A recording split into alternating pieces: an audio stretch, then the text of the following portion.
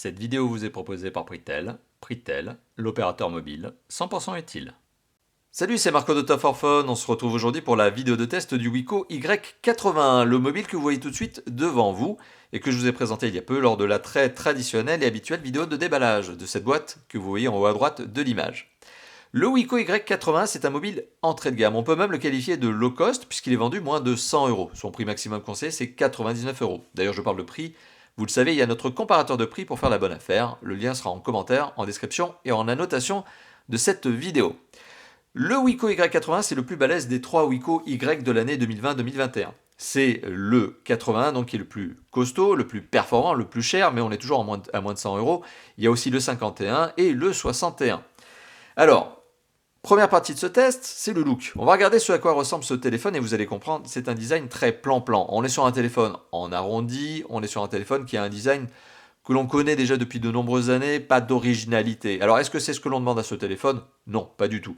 On n'attend pas à avoir un téléphone qui soit particulièrement beau, pas de wow effect à ce niveau-là. Ce que l'on attend, c'est un téléphone qui en offre pour son argent. Alors bien sûr, il y a d'autres aspects, on va les détailler, mais c'est clairement pas le design qui fait le wow. Alors, ce téléphone a une prise en main qui est relativement bonne. Alors, relativement parce que les dimensions sont relativement correctes, mais il est quand même très glissant. C'est un téléphone qui est très très glissant. Mais ce genre d'effet, justement, de glisse, se compense très rapidement, notamment par le biais d'une coque. Donc, en général, on met des coques sur les téléphones. Sachez-le, effectivement, ce téléphone est glissant. Je vous recommande de mettre un accessoire de protection. Ce téléphone a des dimensions donc, qui sont relativement raisonnables au regard de la taille de l'écran. On est sur un téléphone qui fait 15,8 cm de long, 7,6 cm de large et 0,8 cm d'épaisseur dans son épaisseur la plus fine, sachant qu'il y a une toute petite, mais vraiment très minime, excroissance au niveau du capteur photo, le capteur photo dorsal. On va en reparler d'ici quelques instants d'ailleurs de ce capteur photo. Voilà, donc le design très plan-plan. On est ici sur la version Deep Blue. Il y a 3 coloris sur ce téléphone. Donc la version Deep Blue qui est cette sorte de bleu marine, bleu foncé. Il y a aussi la version Gold, donc or plutôt rose, or jaune, or rose. Et on a la version green, vert, tout simplement. Donc il y a 3 déclinaisons couleurs ici. Donc je le rappelle, la version Deep Blue qui à mon sens est la version la plus passe-partout, la plus classique, celle qui se rapproche finalement d'un très sobre noir. On a parlé du look, on a parlé de cet aspect design très plan-plan. On va quand même faire le tour du propriétaire pour que je vous détaille quelques autres aspects. Alors sur le côté gauche du mobile, on a ici une trappe. Une trappe donc qui permet d'accéder aux 2 emplacements de carte SIM format nano et emplacement micro SD. Il y a 3 emplacements de carte SIM, une micro SD. Parce que, oui, vous l'aurez compris, c'est une trappe. Ce téléphone, on ne peut pas retirer le dos, on ne peut pas enlever un cache batterie parce que ça n'est pas le cas. Ce téléphone est monobloc, il est unibody en anglais, donc on ne peut pas retirer le dos. Au-dessus du mobile, on retrouve le mini jack parce qu'il est bien présent, il a bien été sauvegardé, merci Wiko. Sur le côté droit, on retrouve le bouton on-off ainsi que le bouton de contrôle de volume plus-moins. Sous le mobile, on retrouve l'entrée micro primaire et on retrouve le connecteur micro USB. Ça n'est pas de l'USB-C, c'est bien dommage, mais sur un mobile à moins de 100 euros, ça se comprend. Au dos, on retrouve le capteur photo dorsal, donc 13 mégapixels sur lequel je reviendrai, accompagné de son flash LED, le marquage Wiko et la grille du haut-parleur qui est donc située, vous l'avez compris, au dos du mobile. Voilà, donc ça c'est pour le tour du propriétaire, le tour du design. Un design, voilà, vous l'avez compris, très plan-plan. Mais après, on n'attend pas non plus d'avoir un objet stylistique particulièrement abouti avec ce genre de téléphone. L'écran est un des bons points de ce mobile entrée de gamme low cost. On est sur un écran ici qui fait 6,22 pouces de diagonale. Wiko dit 6,2, la précision c'est 6,22. Alors un écran de 6,22 pouces avec justement ce petit poinçon, ce petit notch justement avec le capteur photo frontal qui est ici placé, un capteur de 5 mégapixels sur lequel je reviendrai ici quelques instants aussi. Le téléphone a un encombrement, on le voit par rapport à son écran qui est plutôt bon. On a un petit peu de menton, des bordures un peu épaisses, mais bon, c'est pas non plus dramatique. On est quand même sur un téléphone qui, en termes d'encombrement, donc a été optimisé avec un écran qui occupe une très bonne partie de la face avant. Donc un écran qui est clairement l'un des points forts de ce téléphone, puisqu'il a une bonne diagonale, 6,22 pouces. Il utilise une technologie qui est une technologie IPS qui lui permet d'avoir des angles de vision qui sont pour le coup, pas trop mauvais, c'est pas le meilleur des IPS qui soit, mais des angles de vision restent quand même relativement acceptables. Donc c'est déjà pas trop mal. On a une luminosité sur ce téléphone qui est aussi acceptable, avec plus de 360 nits, 360 candela par mètre carré. Ça aussi c'est pas trop mal, ça permet d'avoir, on va dire face à la lumière du soleil, une lisibilité correcte. 360, bon, c'est clairement le score d'un entrée de gamme low cost, mais c'est déjà pas mal. À ce niveau de prix, on a déjà vu bien pire, bien plus mauvais. On a vu des téléphones avec 200, 250, ce qui prouve que la luminosité de ce téléphone est déjà pas mal. Le téléphone peut aller plus loin que certains concurrents, et ça, c'est aussi un bon point. En termes de gestion des couleurs, on est sur un écran IPS. D'ailleurs, vous pouvez gérer, via les paramètres du téléphone, la température de la couleur. Est-ce que vous voulez une température plus froide, donc plutôt bleutée, ou plutôt chaleureuse, donc plutôt jaune? Voilà, c'est à vous que, eh bien, il incombe de faire le choix. Par défaut, c'est plutôt plan-plan, c'est plutôt standard, mais dans les paramètres du téléphone, vous pouvez régler cette gestion de la température, justement, de l'image. Écran au format 16 neuvième, résolution HD+, donc ça donne beaucoup de chiffres. 1520 pixels par 720 pixels, ce qui nous donne une densité de pixels de 270. Donc on est en dessous des 300, c'est un peu dommage. Donc l'image n'est pas particulièrement nette, mais, et j'aurais probablement mis une incrustation déjà, eh bien on arrive quand même à avoir, on va dire, un bon rendu vidéo. Donc on arrive à regarder un film, des vidéos YouTube par exemple, avec satisfaction. Pas de problématique là-dessus. Pour un low cost, je le rappelle, c'est pas l'écran le plus waouh qui existe, mais c'est un écran qui fait son travail pour un téléphone vendu, je le rappelle, à moins de 100 euros. Au niveau du son, 3 moyens d'avoir du son, même plutôt 4. On a l'écouteur, donc celui que vous allez utiliser lorsque vous êtes en conversation, pas grand chose à dire dessus. Le mini jack, pareil, pas grand chose à dire dessus, c'est le genre de composant aujourd'hui extrêmement bien maîtrisé par les constructeurs. Le haut-parleur qui a un son qui est extrêmement puissant. On est à plus de 130 décibels à la sortie, donc quand vous êtes collé, ça vous arrache les oreilles. En vous éloignant, on garde du 80-90 décibels, ce qui veut dire qu'il y a un son qui reste relativement portant, mais qui est propulsé au dos du mobile. Donc quand vous tenez votre téléphone comme ça, notamment pour une session de gaming, vous risquez d'étouffer le son, mais de toute façon en plus il va vers l'arrière. Et quand vous écoutez de la musique, c'est exactement la même chose. Je suis pas convaincu non plus qu'on écoute beaucoup de musique avec le mode haut-parleur activé. Mais bon, ça c'est à vous de me le mettre dans les commentaires. Donc un haut-parleur qui présente la particularité d'envoyer un son très puissant. J'insiste vraiment là-dessus, ça vous arrache les tympans. Mais c'est un son qui manque quand même de qualité parce qu'on a un peu de mal à distinguer les aigus, les moyens, les graves. Et alors les basses sont inexistantes. Donc c'est clairement pas le son d'une enceinte Bluetooth. Clairement pas. Alors je parle de Bluetooth, vous avez aussi du Bluetooth sur ce téléphone en 5.0. Donc utile si vous voulez appairer ce téléphone avec un casque sans fil, par exemple des écouteurs sans fil, ou encore votre voiture pour l'utiliser en mode audio avec votre voiture, ou mode conversation aussi, plus simplement. Voilà donc 4 moyens d'avoir du son avec ce téléphone. Eh bien on a parlé du son, on a parlé de l'image, maintenant il y a un autre aspect sur lequel j'ai envie d'arriver avec vous. Vous voyez, j'en parle très rapidement, c'est l'aspect des performances. Alors l'aspect des performances de ce téléphone, vous le voyez, on est sur un téléphone qui dispose d'un score en tout. Alors je vous l'ai montré il y a quelques instants, on va le rafraîchir, on va le remettre de 79 000, allez j'arrondis, 79 500 points.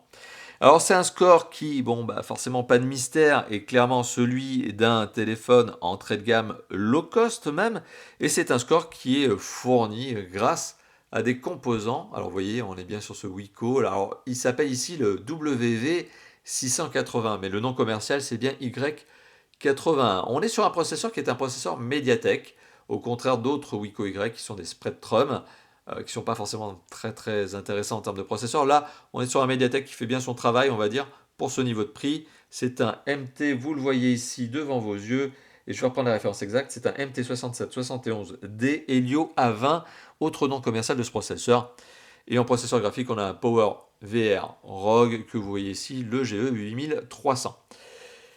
Ok, tout ça, ça parlera aux connaisseurs, mais ce que vous avez vu en tout cas, c'est que c'est un mobile qui, sur Antutu V9, que j'ai eu du mal d'ailleurs à faire fonctionner correctement sur ce téléphone, arrive à atteindre les 79 500 points.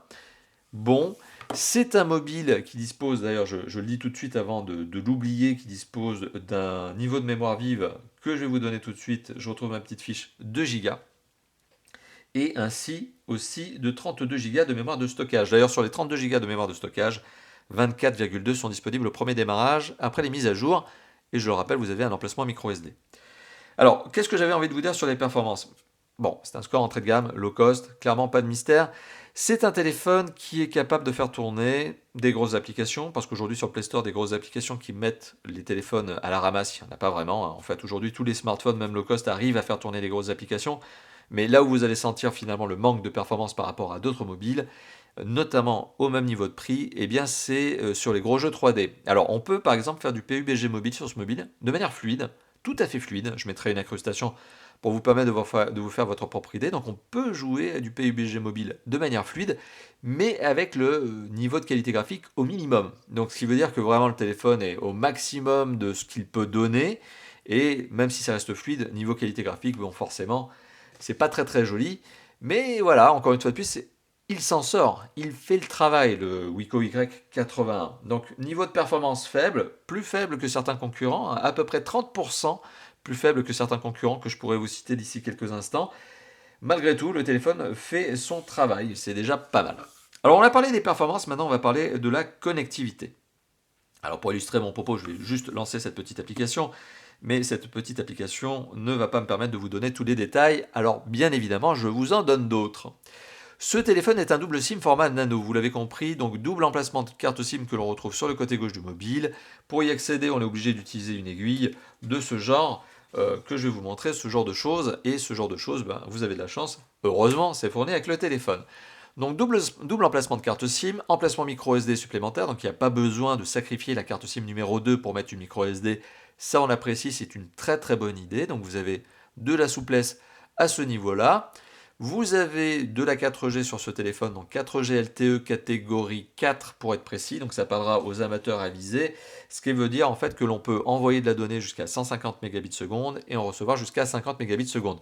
Certes, on n'est pas sur de la 5G, on n'est pas non plus sur le niveau de prix d'un mobile 5G et on est donc sur de la 4G, bon, correct, qui fait là aussi correctement son travail.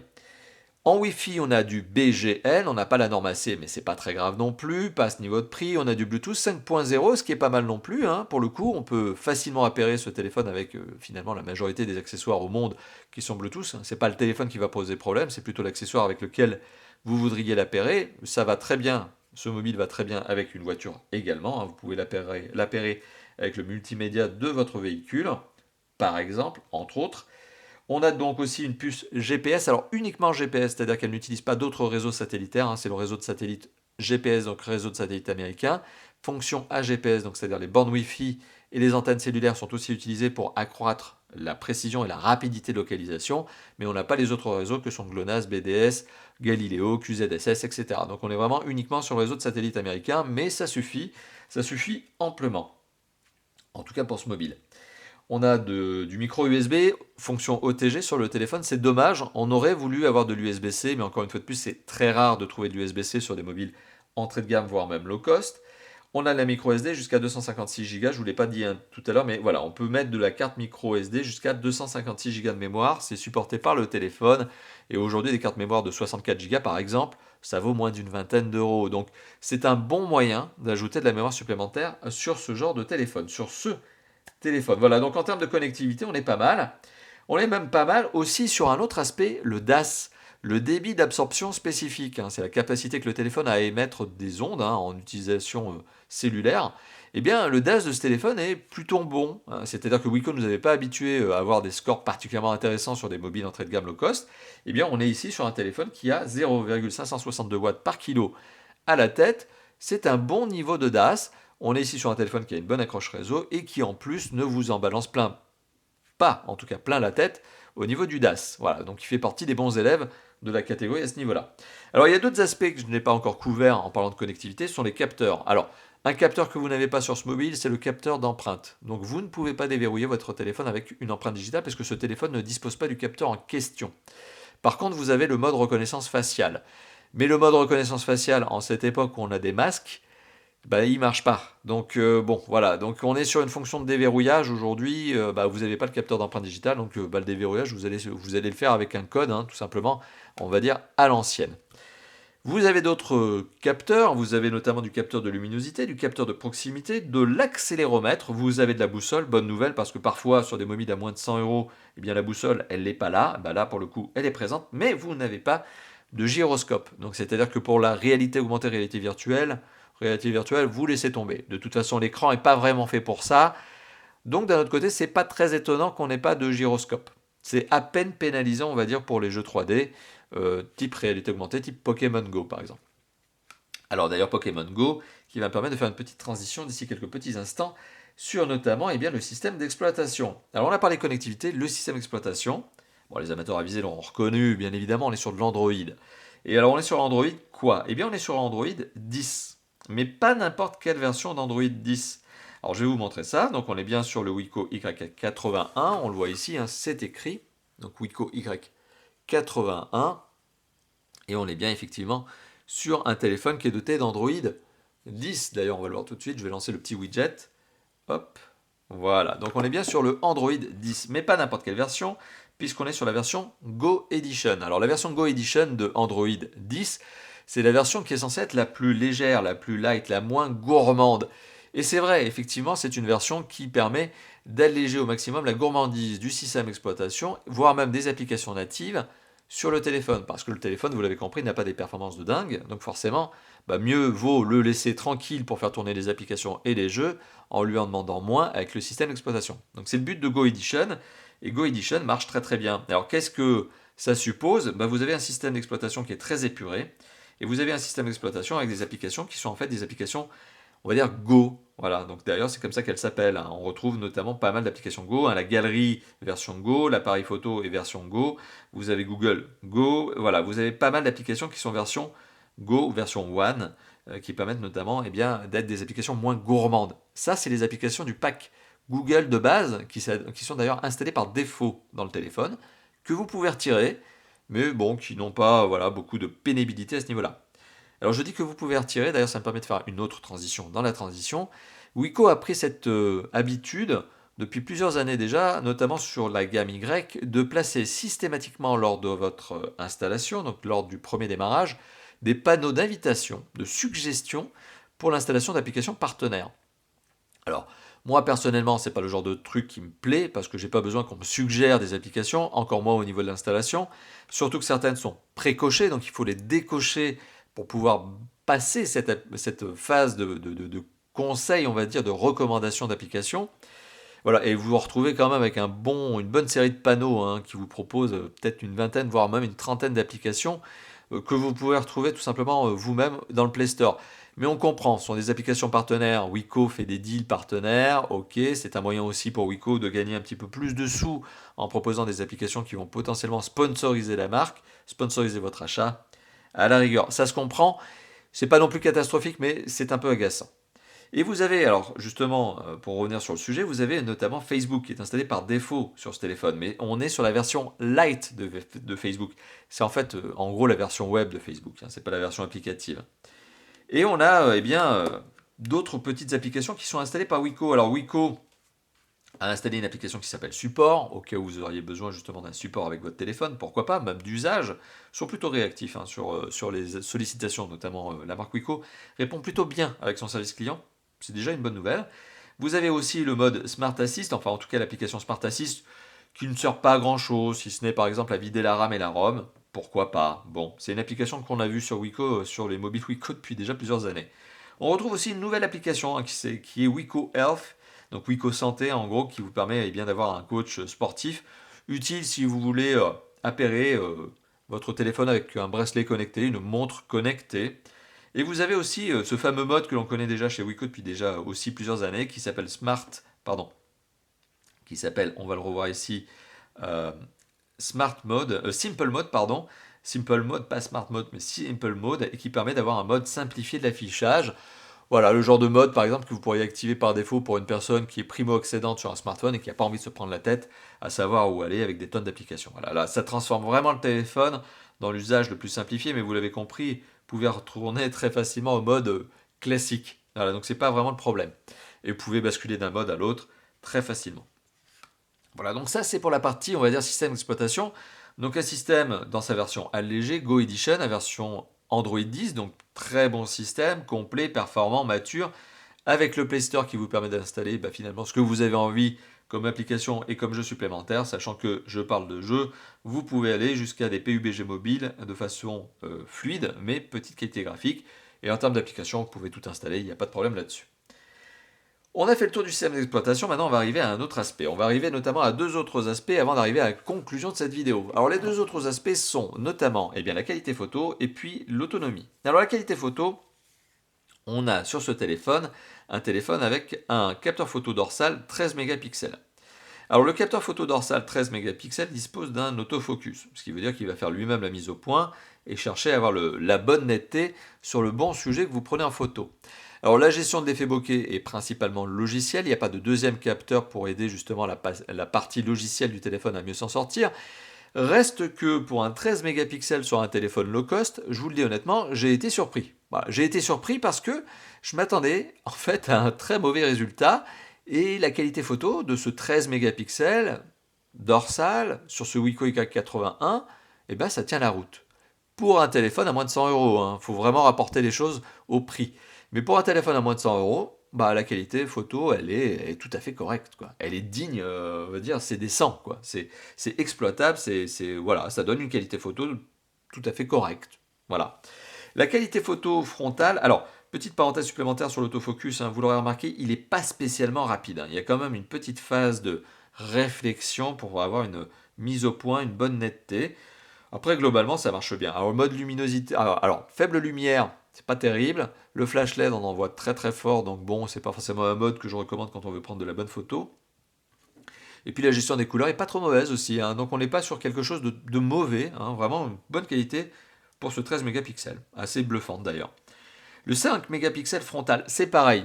J'avais vraiment dans l'idée d'être déçu lors de ma lecture de la fiche technique. Donc avant de commencer le test, vous l'imaginez, je lis la fiche technique, je me fais déjà une première idée, une sorte d'a priori, et puis après je commence ma phase de test et je confirme ou pas, j'affirme mon a priori. Et bien justement, le 5 mégapixels, c'est pas trop mal. On est sur une qualité photo qui là aussi tient la route. Donc un 5 mégapixels pour un low cost, je le rappelle, qui tient aussi la route. Voilà, donc j'aurais probablement mis des échantillons photos pour vous permettre de vous faire votre propre idée.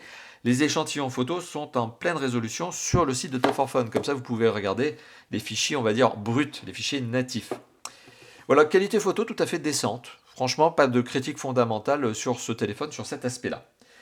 Au niveau de l'autonomie, alors c'est un point qui est mis en avant notamment par Wiko, puisque Wiko le met d'ailleurs carrément et directement sur le packaging. On est sur un téléphone qui est 2 jours d'utilisation grâce à 2 jours d'utilisation et large stockage, mais surtout grâce à une batterie de 4000 mAh. Alors 2 jours d'utilisation, bah oui. Oui, c'est un téléphone qui dépasse facilement la journée avant d'être rechargé, qui peut accrocher les 2 jours en fonction de votre usage. C'est-à-dire que si vous n'êtes pas très jeu 3D, clairement, oui, sans aucun problème, vous arrivez aux 2 jours. Et même avec un peu de jeu 3D, vous arrivez quand même aux 2 jours.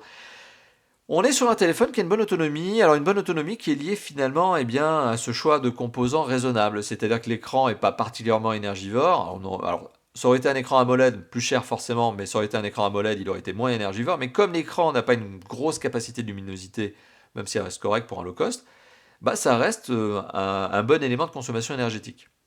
Les performances ne sont pas non plus démentielles, donc là aussi on est sur un téléphone qui consomme pas trop d'énergie à ce niveau-là. Globalement, on est sur un téléphone qui a une bonne consommation énergétique, un bon niveau de consommation énergétique. En plus, on a une batterie de 4000 mAh, moins ça aurait été dommage. Là, voilà, on sent qu'on a un encombrement qui est possible, donc 4000 mAh, c'était faisable. Le constructeur a mis une grosse batterie. On aurait préféré plus, mais ça aurait été plus cher. Pas mal, j'ai envie de dire, voilà, l'autonomie, 2 jours, oui. Clairement, plus d'1 jour, c'est ce que j'ai indiqué il y a quelques instants. 2 jours, oui, on y arrive assez facilement. On est sur un téléphone qui, pour 1 heure de vidéo, ne consomme que 10% de batterie.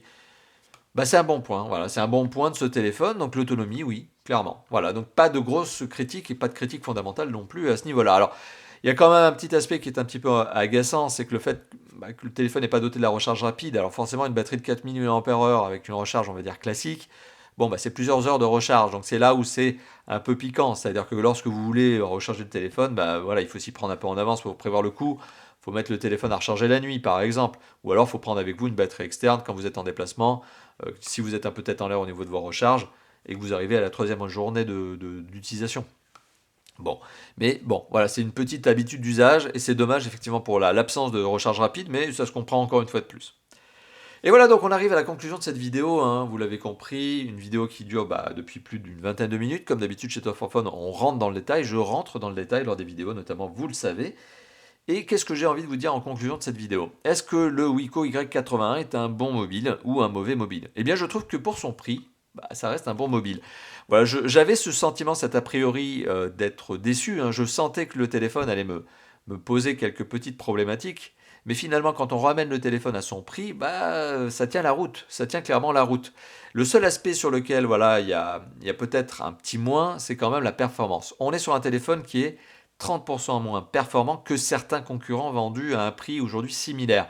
Notamment à ce titre-là, je vais citer le Xiaomi Redmi 9C NFC. Et ce téléphone que je viens de vous citer, donc justement, qui est le concurrent direct, un des concurrents directs de ce Wiko Y81, eh bien, est un peu plus performant, un peu plus puissant. Alors, il y a des subtilités, chaque mobile, chaque constructeur a ses particularités. Mais bon, voilà, c'est vrai que à ce niveau-là, à ce niveau de prix, avoir un téléphone 30% plus performant, c'est pas forcément une mauvaise chose, vous voyez. Donc oui, finalement, est-ce que, conclusion de la conclusion, le Wiko Y80 est un mobile que je peux vous recommander? Oui, c'est un mobile que on peut vous recommander largement chez Top 4 Phone, clairement. C'est un mobile qui dispose de tout un tas de bons points pour son prix. C'est un mobile dont le principal problème, finalement, c'est d'être en concurrence avec, je l'ai cité notamment la marque Xiaomi, qui est extrêmement énervée depuis 2020, même 2019, et qui propose aussi, face à ce mobile, d'excellentes alternatives. Donc finalement, à l'heure du choix, qu'est-ce qui va primer pour vous? C'est tout simplement la facilité d'achat. C'est est-ce que vous trouvez ce mobile facilement à l'achat? Oui ou non? C'est clairement le mobile que vous allez retrouver en grande surface. D'ailleurs, ce mobile vient d'une grande surface. Donc ça, c'est la première particularité. Et la deuxième particularité, c'est le prix. C'est est-ce que vous allez trouver une bonne affaire sur ce mobile? Ça aussi, c'est faisable en comparaison d'autres concurrents. Finalement, ce qui va primer, c'est le prix. Voilà, donc c'est le mobile un peu plan-plan et qui ne va pas vous décevoir pour son prix et qui va vous inciter à être acheté par rapport aux autres pour son prix plus bas. Voilà, donc vous l'avez compris, j'ai fait la conclusion de la conclusion. Un mobile malgré tout intéressant pour un prix à moins de 100 euros. Un mobile qui fait le taf, un mobile qu'on peut vous recommander. Sur ce, j'ai pas grand chose à dire sur le téléphone en lui-même. Mais par contre, ce que j'ai envie d'ajouter, c'est merci d'avoir vu cette vidéo. Vous qui êtes en train justement de la regarder derrière votre écran, que ce soit un smartphone ou un écran d'ordinateur. Merci donc, ou même une télé, puisque vous êtes une partie des visionneurs de Top 4 Phone à regarder nos vidéos sur les télés. Bon, écoutez, c'est sympathique. Donc n'hésitez pas à commenter la vidéo, hein. C'est une zone qui se trouve juste en dessous de la vidéo. Vous lâchez vos petits commentaires, hein, sur ce téléphone, les tests en général. N'hésitez pas aussi à liker la vidéo si elle vous a plu, hein. C'est le petit pouce bleu des familles juste en dessous de la vidéo et à vous abonner à la chaîne YouTube. C'est un bouton qui se trouve tout en bas à droite et qui s'appelle +1 abonnement. Voilà, on a fait le tour. Je vous remercie une nouvelle fois d'avoir regardé cette vidéo et je vous dis à très très bientôt pour d'autres tests, d'autres déballages, etc. etc. Plein de vidéos, hein, comme d'habitude, chez Top 4 Phone. Allez, à bientôt. Ciao, ciao.